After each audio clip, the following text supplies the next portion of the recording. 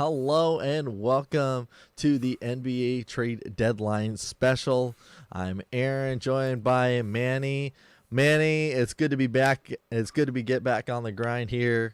It's been a little bit of time. Obviously, some things go on, but we are here. We're giving you the best content we can, and we're going to go through everything that happened with the trade deadline.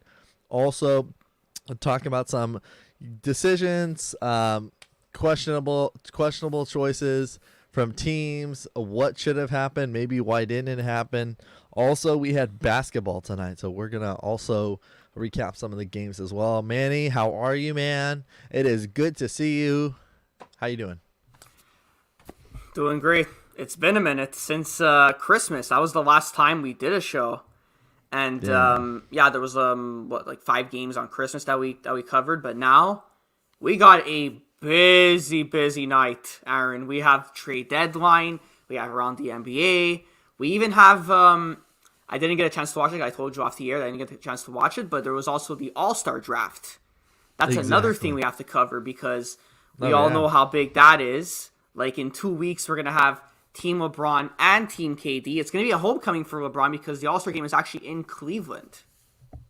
That is a big homecoming, though. Honestly, big homecoming. For him to be able to have it. We got Big Baby in the house. What's poppin', Big Baby? What's poppin', Big Baby Jonathan?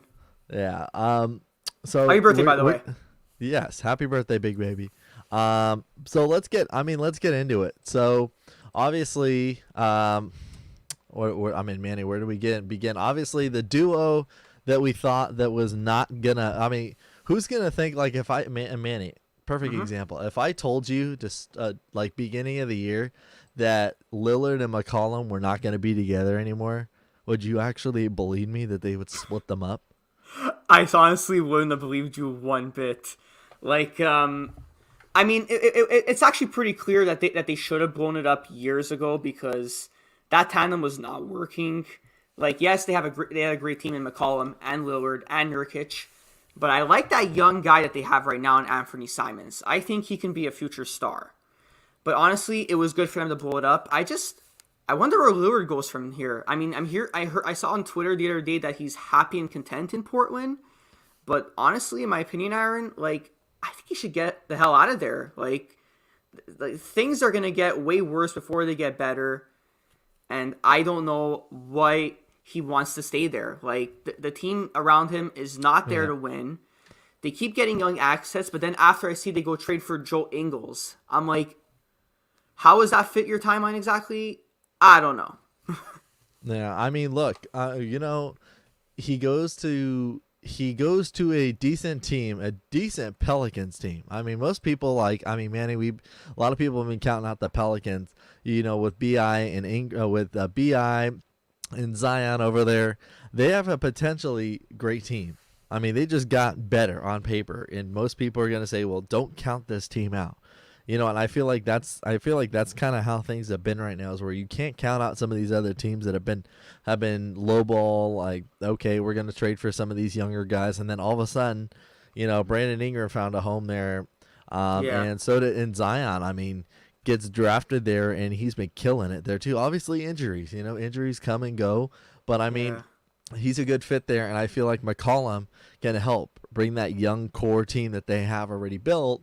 I feel like that was a good trade. I feel like it was a win on both sides. What would you think?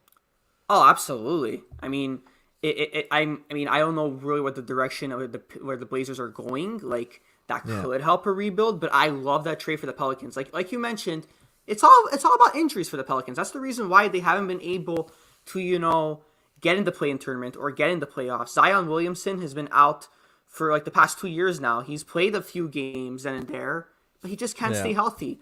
Like, if you think about it, I don't know if you've seen me tweet on Twitter about the Pelicans, but I really think they should go out and tank this offseason, get another first overall pick, just because think about how lethal this will be the best front court, like best young front court in the NBA, Aaron, if you think about it. Zion Williamson and Chet Holmgren. And then you add Brandon Ingram at the 3. You got CJ McCollum at the 2. We don't know how it's going to go with the Pacers with Malcolm Brogdon. if he's gonna get out of Indiana. But think Yeah. about how good that starting five would be. Like 1 year of tanking. That's all it would have to do, Aaron. 1 year of tanking, and in my opinion, that Pelicans team could be so dangerous come playoff time next season in 2023. I think people like I get where you're trying to go with it. I think people are trying to avoid the word tanking though. I feel like that's been frowned upon a lot now where people are saying, "Oh, just don't play your guys and let all the rookies come out there purposely. We want you to play terrible. We want you to try and brick your shots because we want you to get the lowest seed that you can possible in the lottery pick."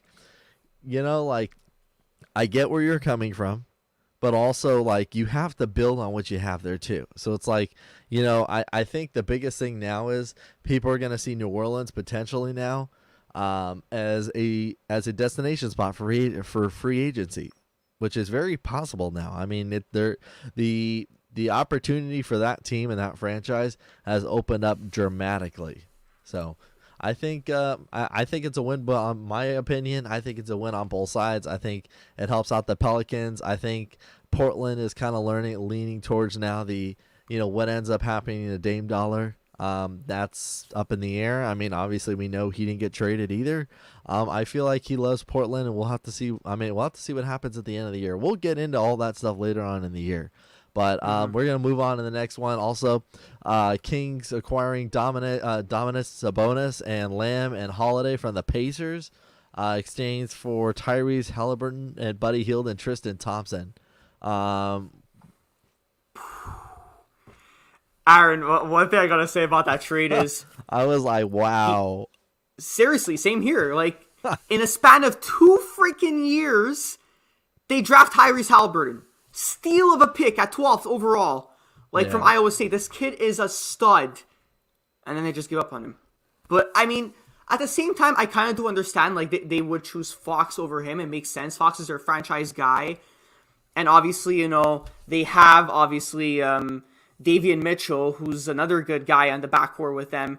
That's a rookie from Baylor University. So I'm guessing that's going to be the new tandem backcourt in Sacramento, De'Aaron Fox and Davion Mitchell. But I love the addition of Domantas Sabonis. I feel like he just, I don't think he was very appreciated in Indiana. Oh, I think we lost. Okay, he is back. Oh. I think we're having some technical difficulties here. But I will say this. I will say I think it was a good trade for both sides. Both sides of the story here. I think it ends up helping them out a lot. I think it was kind of a pretty mind-blowing of just what actually happened and the thought of moving people around like that, especially when they've been, I mean, I think this trade definitely surprised everybody. So, and I think we're getting Manny back in here. There he is. Perfect. I think Manny is back. Unmute yourself, probably, maybe.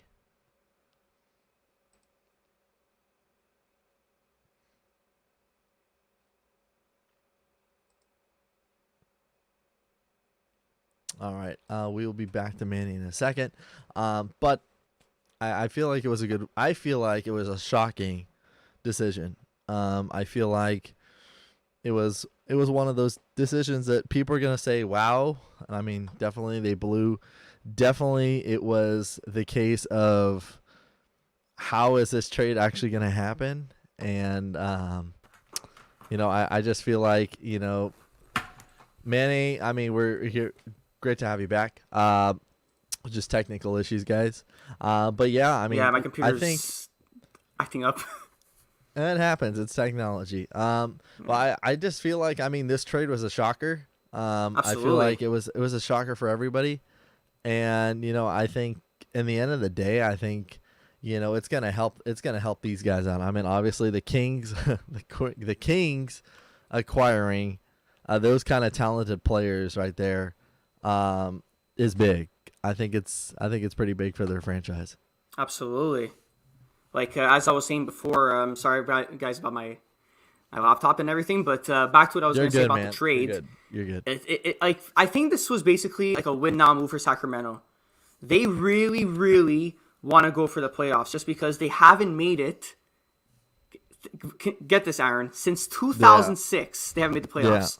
So I guess, this is why they kind of wanted to get Domantas Sabonis along with Rashawn Holmes, because now it's actually a nice, front court next to De'Aaron Fox and David Mitchell, and I think they're like one game out of the play-in spot. So they have a Yeah. great chance, in my opinion, at getting to that playoffs.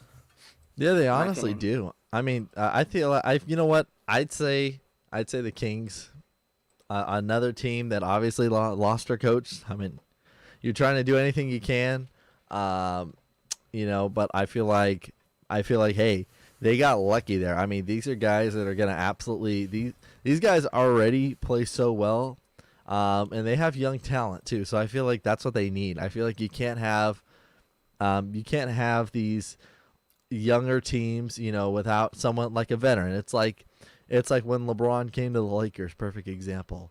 Lakers were full of younger talented team. They didn't have so much of a veteran to come on there and kind of keep them together and get them playing good basketball.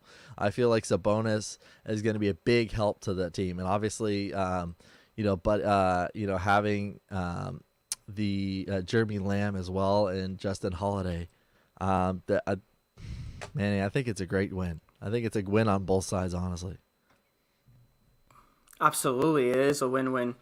I mean, like, obviously, like I said before, I'm actually really shocked that the Pacers got Tyrese Halliburton. I didn't think the Kings were going to give him up after 2 years, but that is a big haul for hopefully like a new direction for their franchise, because they've done it for many years. They've been stuck in purgatory.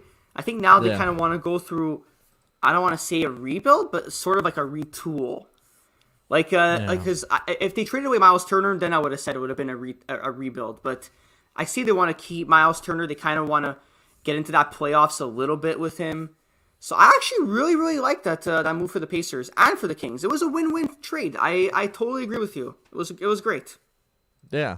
So okay, so we're gonna get into obviously today what we knew about The today. moves today, So yes. yeah, so early on, there was discussions roaming around because I mean we have to talk about Russell Westbrook here. Now it's a subject I think anybody will be kind of hesitant hesitant to Including talk about myself. Manny. Yes, but you know, guy's been under a lot of pressure. Um, Probably heard his name float around to say there's a chance I could be traded. There's a chance of things going on. The chances of what he wanted, which is playing home. I mean, look, he's with his kids. This is where he This is where his kids go to school out here. He lives out here in the off season, and he comes out here every chance he can get to be with his family. Um, Obviously there was a trade roaming around potentially that did not happen. That would have been Russell Westbrook for John Wall. Um, but the Rockets wanted further compensation. And also the Lakers had another opportunity with the Knicks and the Raptors that involved THT and a draft pick. Didn't happen as well. Um, you know what? Am I surprised by it? A lot of people, want to, I mean, we have to talk about the Lakers here for a second. Yeah, of course. Are we surprised? Are you surprised that the Lakers didn't do anything drastically at the trade deadline, or even add maybe one guy, maybe trade away THD? I feel like his value has gone up. His value has gone up, and he's been a stagnant player, but I just kind of feel like at least he would have gone somewhere like a younger team, like a Knicks or something, that could have helped build him up, just like they did with Julius Randle when he went to New Orleans. Eh, hit or miss, I guess. Like at the same time, I'm not shocked that we didn't make a deal, but at the same time, I'm also not shocked. I mean, I think deep down, the Lakers really wanted to get rid of Russell Westbrook because he's really not a good fit. I mean, mind you, he is averaging like what 18, 7, and 7. But the thing is, the turnovers is what is boggling our minds. So that's also why like we can't really find a trade partner, because there's that, and also the contract as well. He's making like 44 million. But then the thing, like you said about THT, his stock actually is going a little up, I find, because there are like, mind you, he hasn't been very consistent this year, but has been a few games where he has been playing like pretty good. There's a few games where he's got like 14 points, and there's other games where he's got like 5 points. But in my opinion, like teams were looking at THT and Kendrick Nunn and possibly our first round pick. Thank God I wouldn't get rid of our first, because we have like no draft capital whatsoever. But at the same time, the Lakers wanted to get a really good return, possibly a good 3-and-D shooting wing that can defend. And sadly, I don't think a team really wanted to do business with the Lakers in that way. But who am I to judge? That's Rob's job, I guess. Yeah, I mean, there was obviously the main one of the bigger trades that went on, that obviously we have to talk about, was the James Harden trade. Absolutely. For Ben Simmons. This is a trade that we absolutely need to get into. So it was been talked about for so long, like the past 2 months, in my opinion. And then like the offseason, you had Ben Simmons. He's unhappy playing with Joel Embiid. He wants to get a trade. He's been talked about for months now, and we're like, when is it going to happen? Are we going to have a trade or not? And then finally, I'm at work doing my work, and then I get a notification saying, blockbuster deal, Brooklyn Nets are trading James Harden to the Philadelphia 76ers for Ben Simmons, Seth Curry, our former Laker Andre Drummond, Big Penguin, and 2 first-round picks. Honestly, it finally happened, and I'm actually glad it finally happened, because Ben Simmons has been moaning and complaining all season that he doesn't want to be there, and finally, what's Aaron? What's a better chance to play basketball than play with Kevin frickin' Durant, who is one of the best players in this game right now? I was just gonna say, who wouldn't want to play with him as well, but also, with James Harden, I mean, obviously, you could look at it from a different perspective of it. The trade, I was pretty shocked by it, because all indications said, look, Harden's generally vocal. I mean, this dude's not afraid to say something, and you could tell, like, here's where it gets interesting, though. You weren't happy in Houston. Same season. Like, this isn't like back to back. It's you've played in this season. You're just about to the halfway point of this NBA season here, and you haven't even played. Obviously Brooklyn's record has been unreal technically with how they've been playing, and obviously having the Irving and having the Harden and Durant together, their record wasn't bad. Obviously, they're going through a really rough stretch currently right now. Yep. But what I'm seeing it from is, I was kind of shocked, because in the same time, you wanted to go to Brooklyn. So you wanted to go to Brooklyn. You should have known already that there were some mandates going on, obviously. Mm-hmm. Having the whole vaccination thing, why you're an NBA player, and you have to follow like the state guidelines of what they want to do. So, if you're not happy, and you weren't happy about necessarily what's going on in the league and what's going on about the Kyrie Irving situation, I think that's honestly what it was.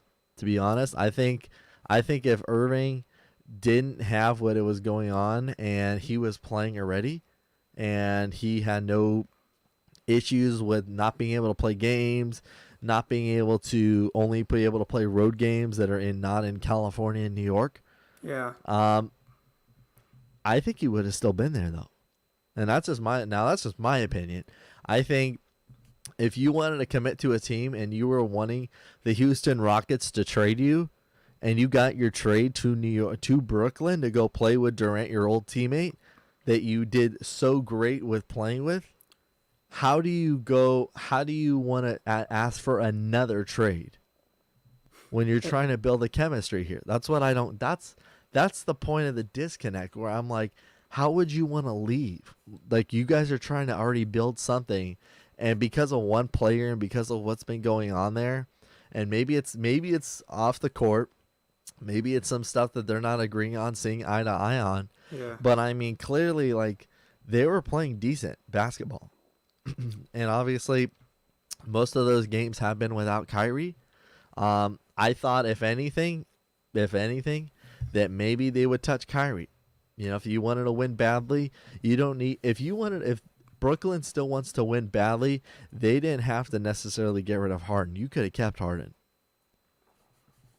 I So agree. I don't know. I mean, what's your take on it? I mean, I was just shocked. I mean, I think Brooklyn could have just kept him, and I think it's just, if it was just about, maybe it was about living in the city, maybe it was, I mean, multiple things. But I feel like, with the Ben Simmons, obviously on Ben Simmons' end, yes, he wasn't happy.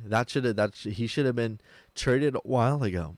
He should have I been agree. traded before the season started, and that's on Philly for doing that, because they could have traded him and he could have been somewhere else, and it would have been neutral decisions, and nothing would have been causing all of his, what does he get fined, like $40,000 fines every game that he A hasn't been game, playing. yes. Yeah, so it's like, what's the point of keeping him for so long that you're finally gonna say, cool, now I don't have to pay a fine, and now I can finally go somewhere? But I don't know. What's your take on it? Because I just feel like, I mean, I was shocked by it, but in the same time, I'm like, why? No, I totally understand. Like, the fact that Daryl Morey just kept him on the roster after back in August, Ben Simmons is like, I want to get the hell out of here. I don't want to play in Philly. And Joel Embiid was even saying on Twitter that he's tired of him and he doesn't want to play with him. He's tired of him Yeah. whining. He's tired of him complaining. He doesn't want to be here. Like, it doesn't make any sense. Why would you not trade him?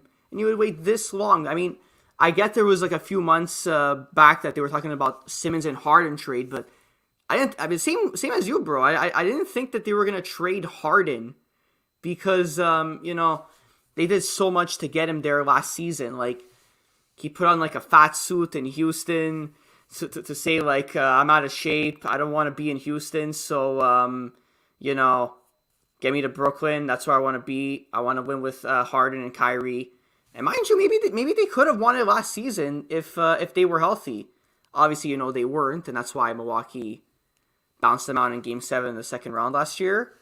But I feel like if that team was healthy, they would have probably won the championship. That team was extremely talented.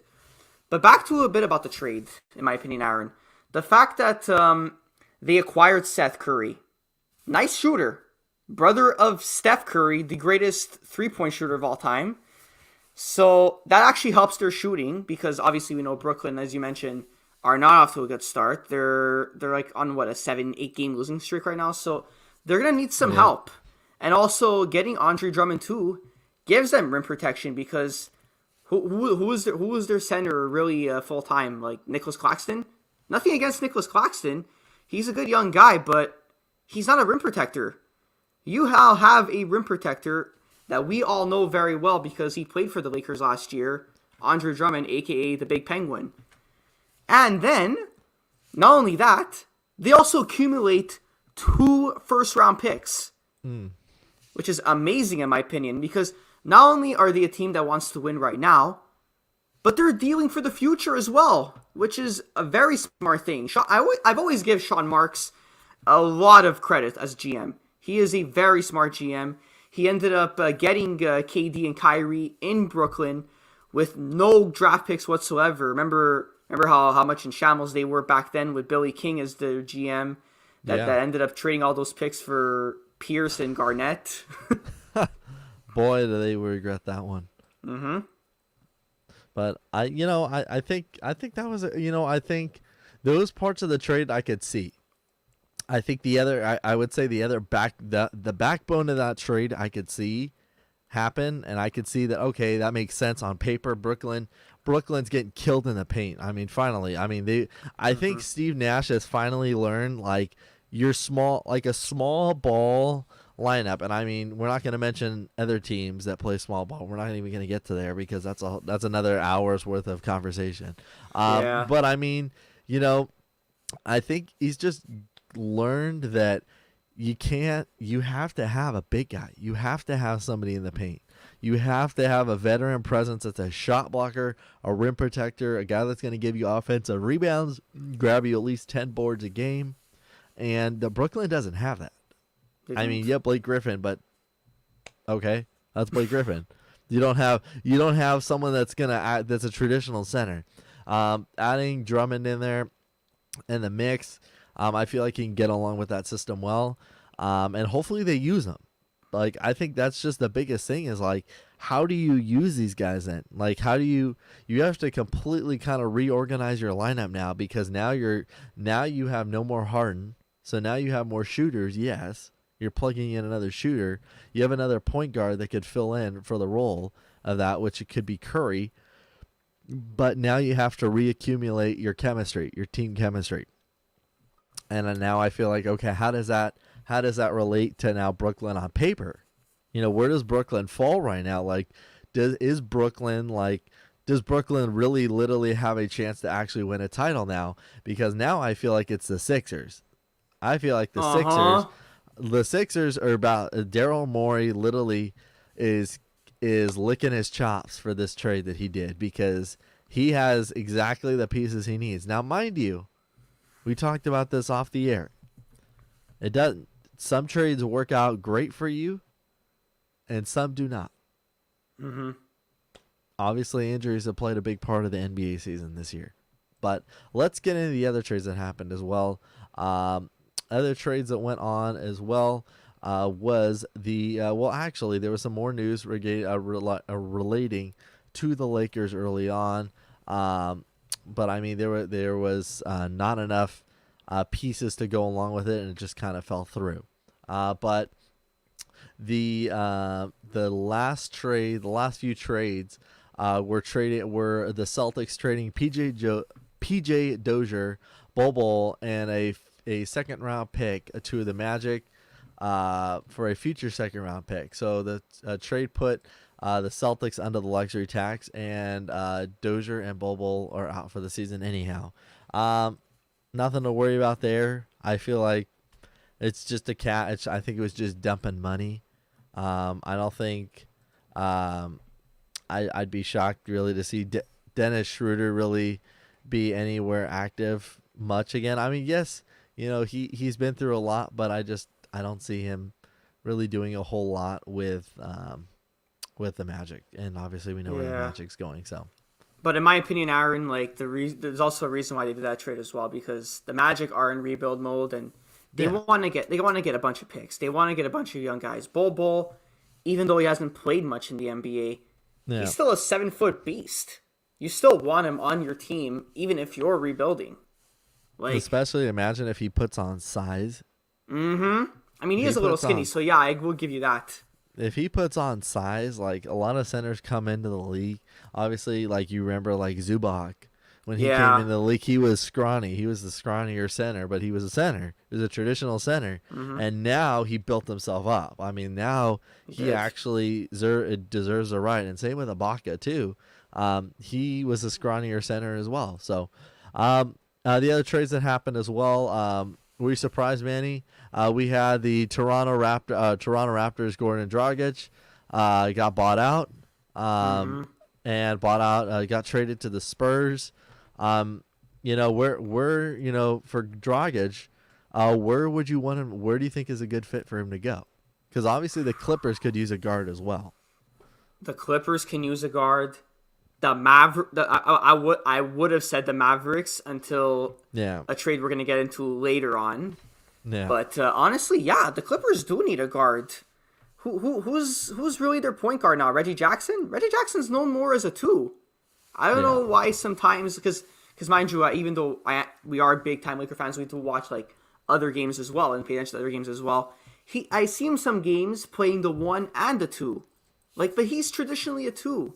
He can't play the 1 full time. So yeah, I do agree with you there. The Clippers would benefit a lot from that. And also, Eric Bledsoe from the Portland Trailblazers, maybe they can buy him out as well because they are going through rebuild as well. The Clippers could use him as well. I agree. I think it's a good fit. I mean, obviously he's a guy that'll fit in anywhere he goes. Obviously, when he was with Miami, he was great. I was shocked when he didn't stay with Miami, but basketball is a business decision as well. It is. The Kings acquired DiVincenzo. The Kings honestly, I gotta give them. I mean, normally, you're not gonna give the Kings a whole lot of credit here. Yeah. But the fact that the Kings were so involved in the trade deadline, just kind of feels like they, even though they realize, like, on paper, they're not necessarily leaning towards still the right directions, but they're trying to make a name for themselves to say, hey, these guys are still under contract, which they all are, I believe. I think except for one of their guys that are on the roster. I think Rashawn Holmes is a player option, I think. Yeah, so I feel like they're trying to say, okay, look, we want to trade you to this team. We want to be relevant. Mm-hmm. And I mean, honestly, okay, if you take a step back here, having all the California teams all California basketball teams, the Lakers, the Clippers, the Warriors, the Kings, have them all rolling here and have them all decent basketball teams. Yes. Like, I'm sorry. Like, if the Kings actually pull these triggers right and they're actually a decent team, they're doing something right over there. And I feel like, obviously, who would have thought? I mean, they're making obviously, obviously with the Kings as well. There was also another team involved. It was the Bucks. So the Clippers lost Serge Ibaka in the deal as well that they paired up with. So Ibaka is heading to Milwaukee, which I think is going to help Milwaukee as well. Great fit. Yeah, so it's a good fit. I mean, I feel like just the Kings are actually making a decent choice of what they want to do. I feel like they're stepping in the right direction. And I mean, honestly, a lot of people obviously will say, oh my God, the Kings are always the irrelevant one. The Kings are always the building that never sells out their team unless the Lakers come to town. Like, I mean, it's what you put into your ownership. It's what you put into your team. It's how you build your team around. So I feel like the Kings are doing some right things, and I would like to see them irrelevant again. That'd be fun. Yeah, same here. I would love to see them relevant. Like, mind you, they haven't made the playoffs since 2006. Yeah. I was in third grade when it happened. When the last time they made the playoffs. Like, come on. Like, they have to get back to relevancy. And I think they're trying. Like you said, they're trying. They ended up getting Dante DiVincenzo, great 3-and-D player. Yeah. Always shout to Dante DiVincenzo, not only because he's Italian, but also because he went to Villanova. He went to my favorite college basketball team, Villanova. So there you go. He's already a legend. But for that, Josh Jackson, he's not really like a proven player, even though he was a former 4th overall pick. The thing is, he could easily revive his career there. Mind you, it wasn't great for him in Phoenix. It wasn't the best for him in Detroit. But I think now in Sacramento, he could revive himself. Like you said, everybody's under contract there, so they could run it back even if it doesn't work this year. Because, mind you, they're very, very close to the play-in spot. They're one game out. And that would be huge, like you said, all California teams in the playoffs, because California is a money-making state. I'm sure the NBA is going to want all California teams, whether it's the Lakers, the Clippers, the Warriors, and the Kings, all in the playoffs. But also, back to what you were saying about Serge Ibaka. Great fit for the Bucks, just because Brook Lopez has been dealing with so many injuries, and they finally have a rim protecting center next to Giannis, which is incredible in my opinion. And also, they get 2 future second round picks. Like before when we were saying about the Nets, that they're a team that wants to win right now. They're accumulating picks. Same with the Bucks. They're accumulating picks. They're looking not only for now, but they're also looking for the future. That's a sign, in my opinion, for a smart organization. And then also back to this trade that we're talking about right now. The as much as the Clippers are that other LA team, and there always will be that other LA team, they're actually doing really, really freaking good in the week of the trade deadline. Like, Yeah. not only did they get Norman Powell, but they also got another great 3-and-D 3-point shooter in Rodney Hood. Like, Yeah, I he's a have to great admit shooter. this: if Kawhi and Paul George are fully healthy, they can possibly scare a lot of teams in the West. Much as I don't want to admit this, they actually could. Just right off the top of your head, do you think Kawhi is playing this year at all? I think he should be back by April, from what I'm hearing. But do you think somehow he plays actually with the whole recovery, with the process of everything? I don't know. I mean, I feel like it's hit or miss. Yeah, it's definitely gonna be a hit or miss, but I feel like What's going on, Tyson? Oh, what's up, Tice? It's been a while since I've seen you up there. Okay, well, anyways, back to what I was saying about Yeah. about Kawhi. I think he should be coming back by March or April, but the thing is, I don't think they'll rush him back fully, like you said, because he's rehabbing and everything. So Yeah. he might play like what, 15 minutes a night, 20 minutes a night. Then as soon as he gets better from his injury, it'll go back to his 35 minutes, and he'll have that the starting minutes. Same goes for Paul George. I know he's going through injuries as well. When he comes back, I'm sure Ty Lue's going to do the exact same for him. But Yeah. as much as I don't want to admit this about the Clippers, like, they're looking really good. Like, they Yeah. really are. You know, you got as someone once told me, you got to give credit where credit is due. Absolutely. And obviously the Clippers, man. I mean, the Clippers have been actually doing really well. They really made some good moves. They they're decent on paper. I mean, yes, like the records are not showing who they are as a team, but I mean, obviously now you're plugging in pieces that you didn't have. You have to sub out pieces that you did have that you don't have now. That takes a minute to get used to your rotations, get used to where guys need to cover. So I mean, do I expect the Clippers to click right away? No. Do I expect things to slowly progress to a good direction? Yeah. But I mean, we'll see what things happen with the Clippers this year, because Yeah. I feel like, it's just about chemistry. How does this chemistry work with these guys? They were a very patented group when Pat Bev was there. They were really close with each other and really stayed together as a family. So, it'll be interesting to see how the Clippers respond to it as well. Let's get into some of the other trades as well that went on. Obviously, the Thunder, I believe, was the next one. The Thunder acquired KZ Okapala from the Miami Heat, exchanged for Opala. 2020 Opala 2026 second round pick. The Heat announced Wednesday the Heat also had amended to their conditions of the 2025 first round pick. To the Thunder, potentially giving Miami more flexibility in trading any of their picks. Nothing really there. I think it's just essentially trade for a pick. So I don't see anything wrong with that. And we know the Thunder love their picks. Exactly. I mean, honestly, it just honestly, I feel like how many draft picks can you have? I think that's kind of how he's seeing things out. He's like, you know what? I'm just gonna be the guy that holds them all, and I'm gonna keep these because I want one of your big guys, and this is the only way you're gonna get it because I have it right here. Yeah. Utah.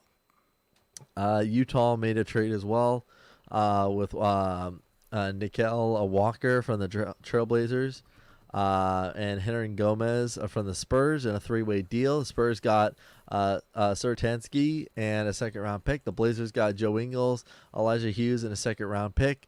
Win for Utah or loss for Utah? Honestly, I kind of want to see a loss for Utah. And the reason why I say that is because, yes, I know Joe Ingles, he's really loved by Jazz fans. He's been there for many years. But he's such a great 3-and-D shooter. Like, and they just parted him like that. And it's not like Utah is, is going for a rebuild or anything. They want to contend. Yeah. We forget this actually, Aaron, but they were the first. They were the first seed last year. They had the best record in the league last season, and obviously we know what Donovan Mitchell can do, and Rudy Gobert, who has won like what 2 defensive players of the years. Thing is, I don't know. I don't see this going well for the Jazz. You just gotta hope their bench still is good, because obviously they still have Jordan Clarkson, who was the reigning Sixth Man of the Year player and former Laker. He's still very, very good, and he's just entering his prime. I think he's 29 years old, Jordan Clarkson. So he's only gonna get better. The thing is, I don't know the reasoning why Utah would just dump away Joe Ingles. Yeah. I don't get it. I mean, I would have honestly thought they would keep their group pretty tight. And Exactly. I was just kind of shocked, honestly. I'm sitting there just like everybody else is. I'm just like, oh my God, these trades. Like, who's to think people were gonna get moved? And obviously, I mean, when you look at, when you look at the other trades, I mean, we haven't even gotten to the other one that, I mean, Manny, we were talking about this before we went live as well.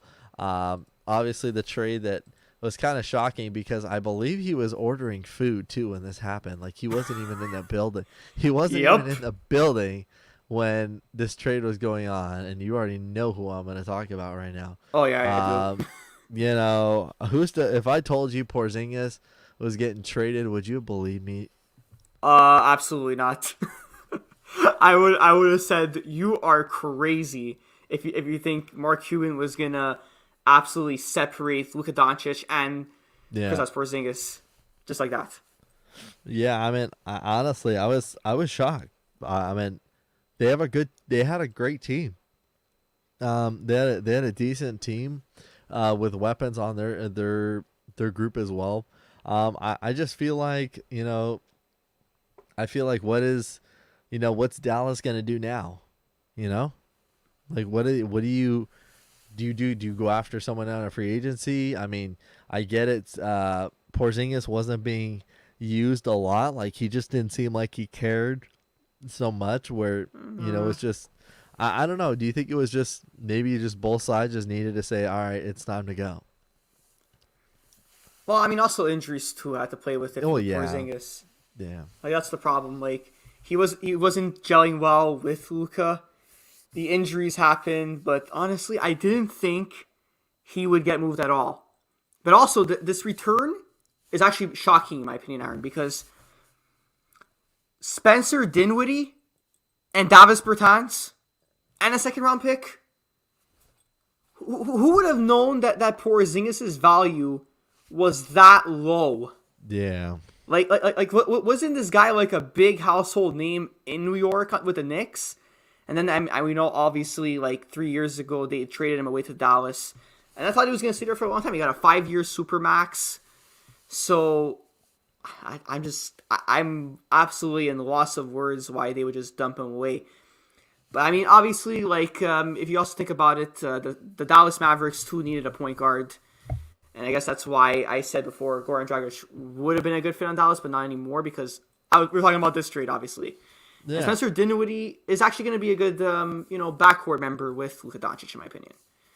Because people forget, Spencer Dinwiddie was like not an all-star, but like a borderline all-star player with the Brooklyn Nets before they let him go for, obviously, to free up cap for Kyrie Irving. Yeah. I think, I think most of these trades, you could see where the win side of it, you could see the loss side of it. Someone we haven't talked about as it's just about wrapping up the trade deadline, Cam Reddish going to New York. Yep. First thought was it? I mean, I was shocked too. Atlanta. I mean, like we were saying, look, Atlanta had a decent team too. And you take away Cam Reddish as well, what do you think is the thought behind it? Like, they didn't do anything else. They didn't bring, you didn't do much. I mean, look, their deal only included a first round pick, via the Hornets as well. But yes, the Knicks acquired Solomon Hill Um, you know, how does that? Do you think this helps? Do you think it's a win? Do you think it's a win or loss for them? For the Hawks, you're saying is Yeah, it a win or loss? yeah, I guess I'm neutral about that just because I don't think they really missed Cameron Reddish that much. Was I yeah, shocked like you? Yes, because I thought they were really like keen on keeping their whole young core together because mind you, they did go to the conference finals last year and they were what 2 games away from going to the NBA finals. But honestly, in my opinion, Aaron, I'm shocked that he got moved, but I don't see it as a loss or a win for the Atlanta Hawks because I think they still have Trae Young, they still have John Collins, they still have Clint Capella, who's like, in my opinion, the most underrated big man in all basketball. And I remember I forgot what the trade costed them last trade deadline. yeah. But I remember they didn't give up much to Houston to get Clint Capella. So I still think that was a really good win-win. So I can't really say for sure win or a loss, but I don't see it as a loss for Atlanta because they still have their team together, sort of, but they're just not off to a good start, which is actually very, very shocking. I thought they were going to be, if you actually go look at our past video, like back in September when we were doing our season ranking standings wise, I had them as the 5th seed. I actually thought they were going to be a good team this year. But sports is sports, basketball is basketball. Stuff happens. What do you want to do? What do you want to do? And also, a lot of people are trying to get under the salary cap as well. Um, I feel like the biggest takeaway from the trade deadline, um, the Ben Simmons deal, the Harden deal. I Mm-hmm. think without a doubt. Um, I think on paper, there's no excuse now for Ben Simmons to can't say as well, like, okay, I haven't played, I haven't done much at all now, so give me another week to get ready. No, your next game, you got to be in the game. You got to be suited up. You got to be playing your butt off because you made this whole immature fit about being traded, and you finally got your trade, and you better play ball. I mean, that's, a lot of people would say shut up and dribble, but I mean, you got to go out there and ball out because if not, Brooklyn's gonna say, "What do we waste our time for?" and then just release you. And I mean, he's owed a lot of money, so I mean, his deal that he got, he's got some decent chump change coming through. So 5 year, $126 million, I believe his yeah, deal is. Like, that's something like that. crazy. Yeah. But So I honestly, mean, like yeah, as I was saying before, Aaron, about yeah, that Harden and Simmons trade, like even if the Simmons thing doesn't work, they still accumulated picks. They still got Seth Curry, who was a great 3-and-D shooter. They also got the big penguin and Andre Drummond for, rim protecting because, as I said yeah. before, Nicholas Claxton was not cutting it rebounding wise. He's a good young player, but he's not a rim protector. That's what they needed. That was their flaw in their game. Their defense is not very good, and actually helps their defense now getting Andre Drummond because he's able to get the boards. Yeah, I mean, you know, I think in that aspect, I think um, the back end of the trade success. Um, James Harden. There's obviously when he has his press conference, because he'll have one, a brief press conference just to be introduced and say, "Hey, I'm here. Fire away." We already know that first question. It's why did you have to wait? Like, why did you even want to go to Brooklyn to begin with? But also, I think most of the attention right now, I think if it's not going to be the attention on necessarily James Harden, I think Ben Simmons has a lot to discuss as well. I think the other guys will be fine. Obviously, I was with Doc Rivers saying about Seth Curry and how his family's connected with him. I get it. You have to tell him, hey, look, this isn't me. It's a business decision that needs to be done, and obviously, it's not like they're not going to have a bad respect for each other, and maybe they'll give each other some crap off the court. But I mean, I think it's a win-win. I think the top winner of this trade deadline was absolutely Brooklyn and Mm-hmm. Philadelphia, absolutely without a doubt. So, do you have any final thoughts on the trade deadline? Honestly, no. I feel like we covered enough about that. But honestly, Brooklyn, in my opinion, big winners. Not only because you got rid of the head case in the locker room, which was James Harden, because from what I believe, him and KD just were not gelling together, even in the locker room and all along with Kyrie.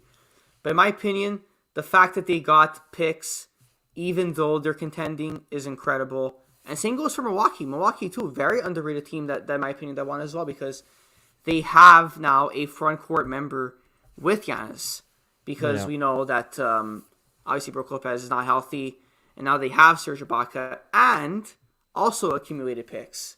In my opinion, if you're a contending team and you get picks, that's just a sign of a smart organization. If you're doing that, you know what the hell you're doing up there. Exactly. Also, um, it wouldn't be to finish off the trade deadline. Um, it wouldn't be a trade deadline special.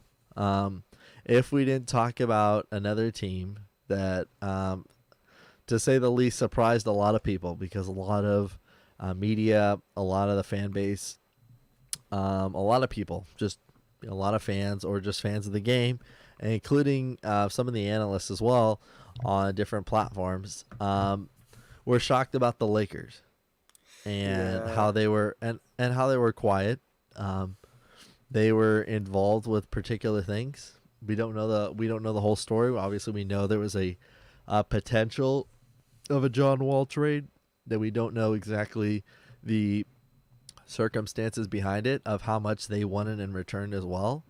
Um, but I mean, were you surprised? Were you really surprised that the Lakers didn't fully go out there and go get like drastic names or make some drastic changes? Because I mean, they're banged up right now. Yes, they've been through a lot of rough stretches right now.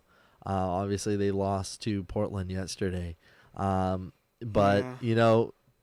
that what would you say in general of it, in general terms of the Lakers, and what they're, because they're just riding this team out. They're gonna ride this team out. They're not giving up on their guys, and that's what it tells me. That tells me that Rob Pelinka is very much focused into saying, let us get healthy. Let Russell Westbrook be out of the market now. His name can't be out there. He can't be traded, and they're not gonna. No one's obviously you're not gonna release him and pay out that much money for him. You know, do you think now it's just the matter of, hey, you know what, Rob just trusts his team, and you got to go out there and play your butt off? Yeah.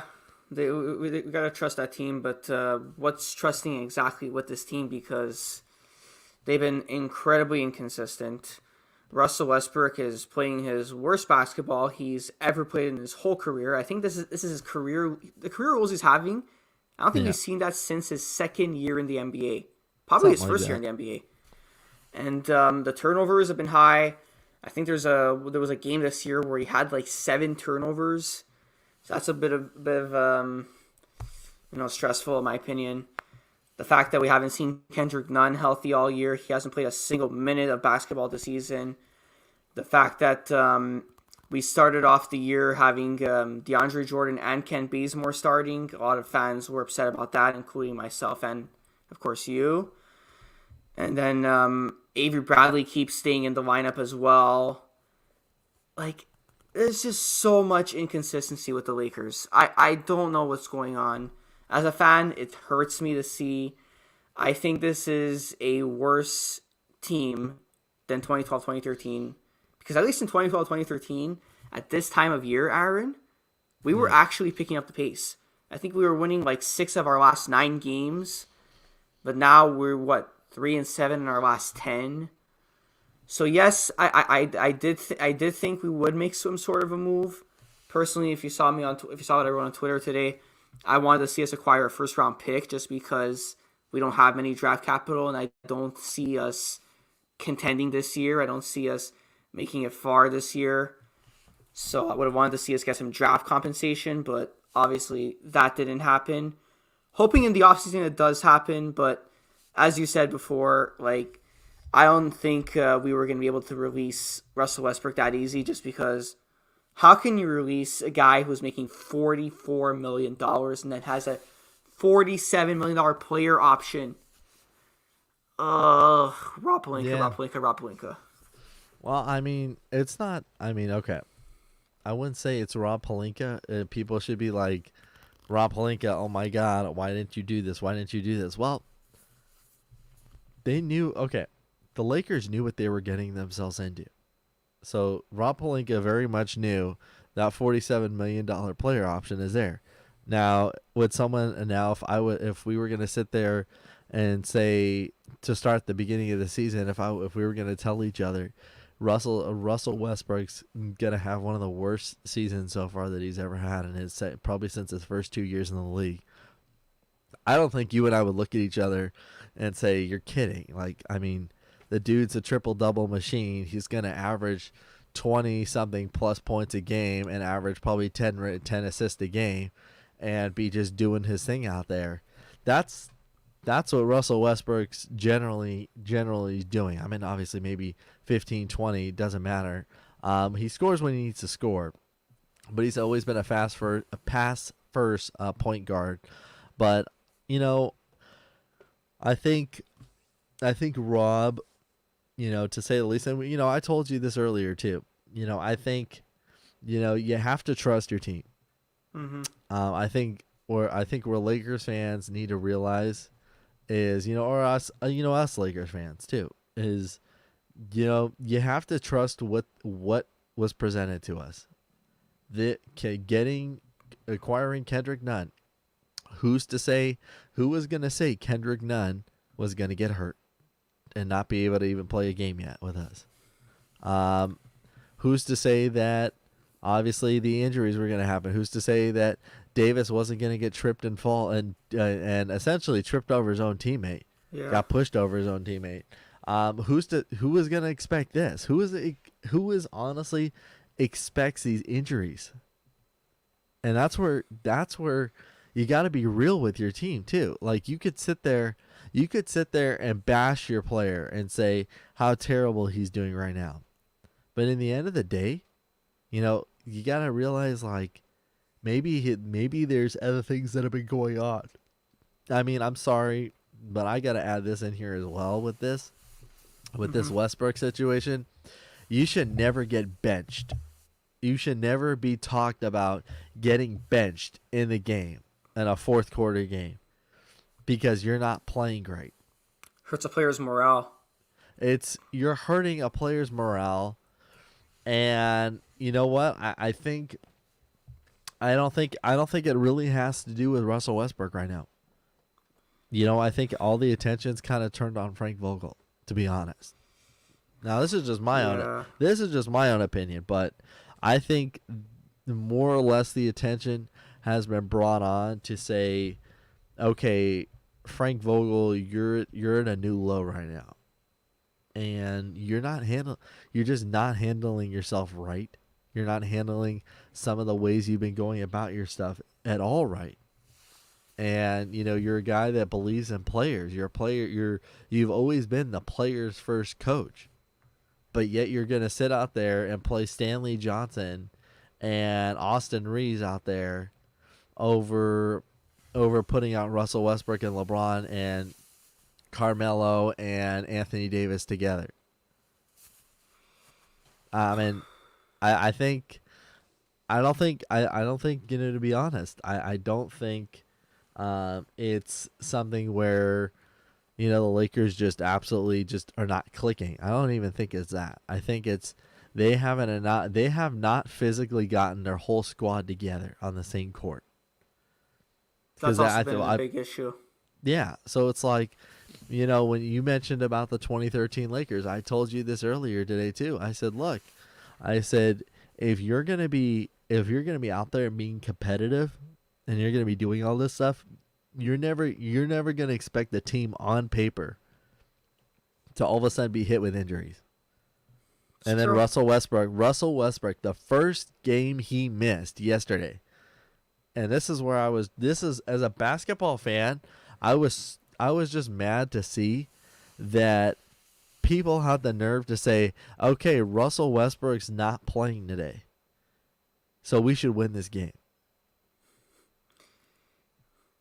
Yeah, I saw a lot of that on my timeline as well, and Yeah. I was like, whoa, calm down here, Yeah.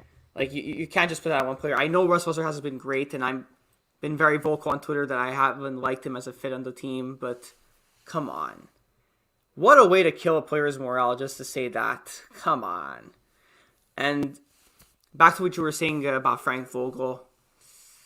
It's a bit of a touchy feeling for me about Frank Vogel just because I've just been totally supporting the guy all season because obviously I'm so grateful for what he's done for our team. He brought us a championship when we've gone through 6 straight years of mediocrity.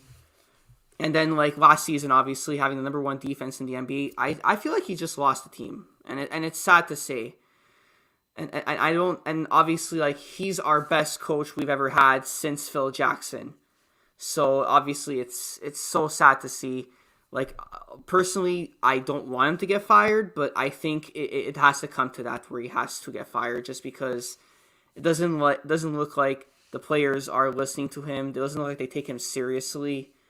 And obviously, the start of the season where he would play DeAndre Jordan and Kent Bazemore in the starting lineup, that even me that I'm a big supporter of Frank Vogel, I saw him do that. I'm like, ugh, I don't know about that, bro. I don't know about that about why you would put them there, but I mean, who am I to judge? But the thing is, I think it does have to come to that in the off season we have to go on parting ways with Frank Vogel. Even though I don't want to see it happen, sadly it has to happen.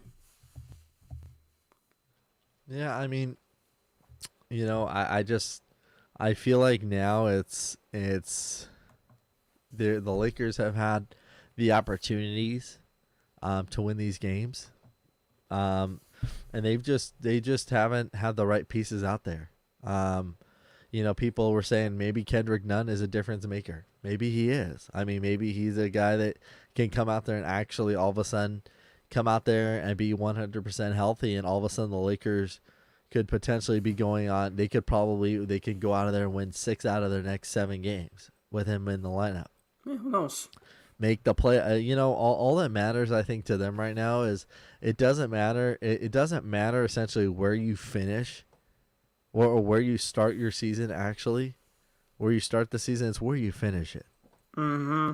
So the Lakers could be chilling at the 7 or 8 seed in the league, or hopefully higher. I mean, obviously, I'd like to see them in the 5th seed, but where you're pushing bubbles there to try and see them anywhere in the top 5 right now. But you want to see them good. You want to see them compete. You want to see the guys that they got to say, hey, you know what? We have Dwight Howard. We have DeAndre Jordan. We have these guys, all that are weapons. The Lakers have the availability to play if they needed to actually play a small ball team that does not have a center really, and they needed the smallest guy on the court to go out there and be able to, say, hey, this is who we're going to throw out there today. Yeah, that's your benefit. But otherwise, you don't. I mean, there's nothing worse than messing with a player's morale and saying, "Hey, you're gonna play tonight," then all of a sudden you get benched and you're not playing at all. You're gonna be dressed, but you're not gonna be playing at all. Oh, you're a big time center. You're too big. You're both big time. You have 2 big time centers on your team, and you're not gonna play them because I feel like I'd rather have LeBron James, a 37-year-old, play your center and risk him getting hurt. At 37 years of age. Yeah, it's like people don't think that way. Look, he could play it. I mean, it's not like he's going to say no, but look at him with his knees too. Who knows if his knees getting banged up because of having to play center? It could very much well have been the case. So, we'll see what happens. I mean, you never know with the Lakers how they're going to go about it as well. I know their next game is Saturday, and they're going to be playing they're going to be playing the fellas up the coast as the Golden State Warriors have turned themselves around as well. Also, speaking of the Golden State Warriors, Tonight they are actually losing the game against the Knicks, 102-94. That has 6:54 left in the fourth quarter. New York has almost had control, basically had control of this game the whole time.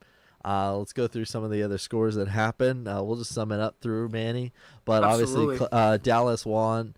Dallas won 112-105 against the Clippers. The Toronto Raptors beat the Houston Rockets 139-120. Miami Heat 112-97 over the Pelicans. And what do you believe it? Brooklyn lost again. Washington 113, Brooklyn 112. That was only a 1 point loss. Eight Memphis, losses in a row now for Brooklyn. that's incredible. 132-107. Memphis over Detroit.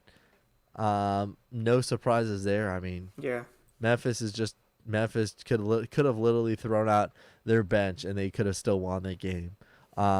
We got to talk about the other stuff as well related to the All-Star break, but I do want to mention somebody on here. And he did make the All-Star team, Ja Morant. Absolutely. Can't say enough about that guy this year, Manny. He's been great. What he's been bringing to this team this year has been unreal. 20 years old, Aaron. 21 years old, the number 2 overall pick. People were like before I still remember before the 2019 draft, everyone was like, "Oh, Zion's the next LeBron. He's the next chosen coming guy." And nobody was talking about Ja Morant. Maybe it was because he was the number 2 guy in the draft. Maybe because he came from a small college in Murray State that no one really knows about. Like, I didn't even know what Murray State was before that draft even happened. I was like, Murray State, what's that? But either way, what he's doing with Memphis is absolutely incredible. And call me crazy, Aaron, but at 21 years old, I think he's an MVP candidate already. Oh, I would not be absolutely. surprised if he did do that. In my opinion, I think he's getting the most improved player of the year. I think he's winning most improved. Not even close. Like, we all know he was good, but this year, it was really the year he absolutely broke out. Like, this year is when he really became, like, an NBA superstar. Yeah. And the thing is, maybe I would have liked Memphis at the deadline to try to get Bradley Beal, because think about how good that backcourt would look. With 2 guys, 2 pure scorers. Yeah, Bradley Beal's not really known for his defense, but Ja Morant could play a little defense. So that would have been a nice pickup, and I think that would probably make them finals contenders. They have a very deep team, Memphis. For them to get Bradley Beal, that would have been even more crazy, in my opinion. But obviously, they didn't do that. But still, there's nothing against Memphis. Like, they're still a very good team. Jaren Jackson Jr. as well, one of the best young power forwards in basketball. Dylan Brooks, who's becoming an extremely, extremely underrated player. He can shoot the ball and he can defend, which I really, really like to see. And obviously, Taylor Jenkins, very good coach. What was he, like, no one even knew who this guy was after, like, 2-3 years ago. And he ends up joining Memphis as the head coach. And he's bringing them to, like, the 4 seed. Absolutely incredible. Hats off to Ja Morant and Memphis Grizzlies. It's honestly been incredible how they've been performing this year. Mm-hmm. Let's get into the All-Star game, and then we'll wrap it up here. Let's start with Team LeBron. Obviously, LeBron's your captain. He chose Giannis, Stephen Curry, DeMar DeRozan, Nikola Jokic, Jimmy Butler, Luka Doncic, Darius Garland, James Harden, Donovan Mitchell, Chris Paul, CP3, and Fred VanVleet. All terrific All-Stars. Great choices by him. What a coincidence that LeBron chose James Harden, you think? Yeah, that he just got traded to Philly. He's like, you know what? I wish I could have had him. Maybe it was a bit of a dig at Westbrook, but maybe, I don't know. Hey, look, I don't know. So let's get into Team Durant. Durant got another, list of talent as well. Joel Embiid having a hell of a season this year with 29 points and 10 rebounds a game. Ja Morant, we know 26 a game and 6 assists and almost 6 rebounds a game. Jason Tatum, 25 a game as well. Andrew Wiggins having a great year as well. He found these. I think he's just playing. Honestly, he's just playing out of his mind this year, and it's good to see him involved. Make an All-Star team as well. Trae Young, just doing Trae Young things this year. The biggest difference, obviously, we know he made it because of a replaced injury for Durant. Yeah. LaMelo Ball, and obviously I know Manny, how big you are on the Ball brothers. You respect them a lot. Obviously, we know Lonzo has always been your favorite. Lonzo's my boy always. LaMelo is playing out of his mind this year. I feel like Charlotte has a guard that just goes out there and plays his butt off this year. He made it as well. 19, almost 20 points a game. Obviously, D-Book's in the D-Book, followed by Gobert, Draymond Green, Zach LaVine, Chris Middleton is DeJounte Murray, and Karl Anthony Towns. I mean, both sides of this. That's why they say it's the All-Star game, Manny, because this game will be a lot of scoring. I mean, don't get me wrong, no one's expecting LeBron to really play a whole lot of minutes either in this game. But, I mean, the fact of them actually, there's going to be no defense. We already know that. There's going to be just a lot of scoring. And the cool thing, Manny, we have to mention as well, that was also announced this week, is the new Kobe Bryant Award that they're presenting at the All-Star game. Yes. I think the NBA absolutely killed that. They absolutely threw that one out of the park, because what a cool trophy that they're going to present, and what a great way to represent the Mamba himself. So many things. If you guys haven't had a chance to look at it, look it up. Vanessa Bryant has shared it as well on her social media platform. But all the years he's won MVP at the All-Star game, that's basically what that trophy is about. It's absolutely gorgeous. And obviously how many years he was in the league, and how many championships he's won, how many All-Star game MVPs he's won as well. And what a coincidence. We have a question here for us, Manny, and I'm gonna let you answer this one first. For Matthew.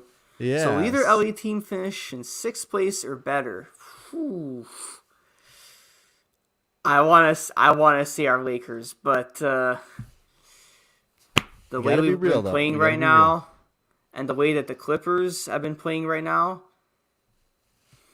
I kind of want to say the Clippers are going to finish 6th place or better, just because without Kawhi and without Paul George, that team is looking incredible, and Reggie Jackson, extremely underrated. He's been carrying the load off that team. And now that they have Norman Powell, they got Rodney Hood.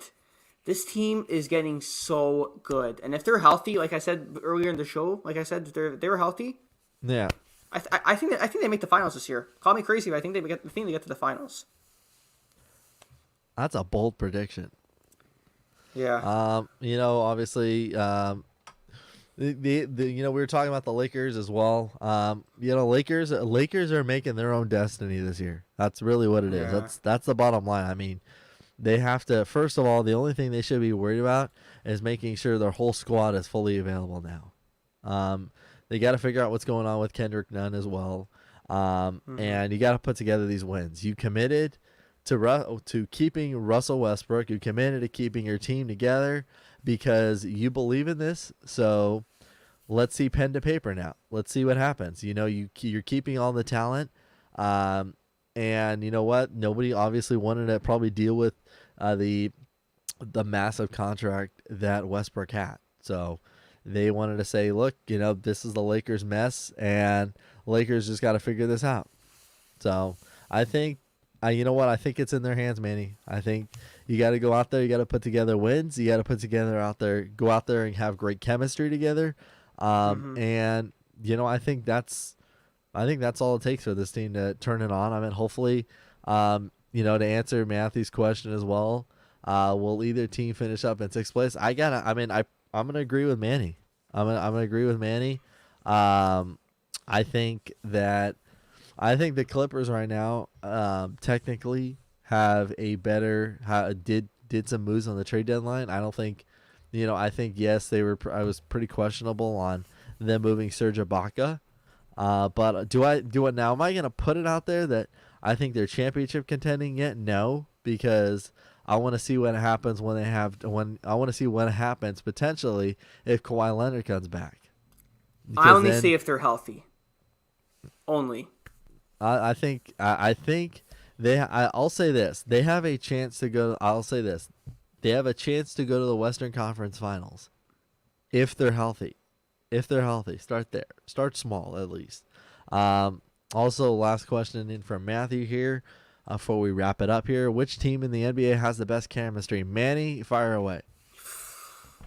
Best chemistry. Oh, Best I don't chemistry in know. the league. I want to say Phoenix, just because like we saw what they did last year, and now this year, not only do they have the best record, but I feel like everything on their team clicks.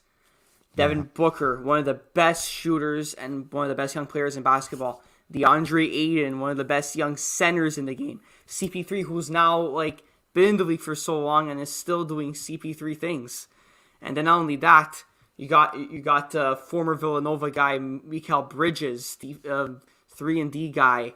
Also another guy who I wish the Lakers would have because he would fit our team so well. Cam Johnson. I feel like, and even like sometimes when I do watch Suns games, I see them when they're on the bench, they're Yeah. talking, they're getting along so well. The best chemistry by far, not even close. It's the Phoenix Suns. I gotta agree to that one too. They get along great, and Cam Payne actually was in one of the spaces. It was funny. He was on. I think he was on Twitter or something like that, and Twitter said that. Spaces, yeah. Yeah, and he was saying like he was on there talking to other basketball fans, and saying like he thinks that their team is one of the has one of the best. Just one of the best connections with each other, and they think that there's nothing that stops them. They don't care they don't care who you are and how bad and how rough of a season you've had. They're going to go out there and compete and give it their all. Shout out to JaVale McGee too as well, because he's playing his ass off this year. Yes. Got to give him a lot of credit as well. But that is going to do it for us for the NBA trade deadline special, along with a little bit of around the NBA. For Manny and myself, I'm Aaron, guys. Thank you for watching us.